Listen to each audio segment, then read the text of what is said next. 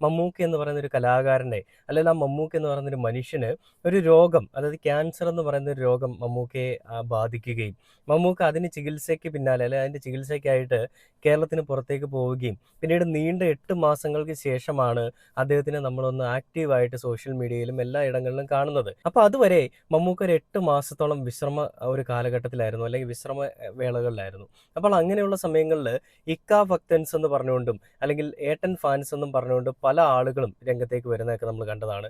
ഇക്ക ഭക്തൻസ് എന്ന് പറയുന്ന ആളുകൾ മമ്മൂക്കയുടെ ആരാധകരാണല്ലോ, നമുക്കറിയാം. അപ്പോൾ ഏട്ടൻ ഫാൻസ് എന്ന് പറയുന്ന ലാലേട്ടനെ സ്നേഹിക്കുന്ന എന്ന് പറയുന്ന കുറച്ച് അന്ധമായിട്ട് വിശ്വസിക്കുന്ന കുറച്ച് ആളുകളൊക്കെ ഉണ്ട്.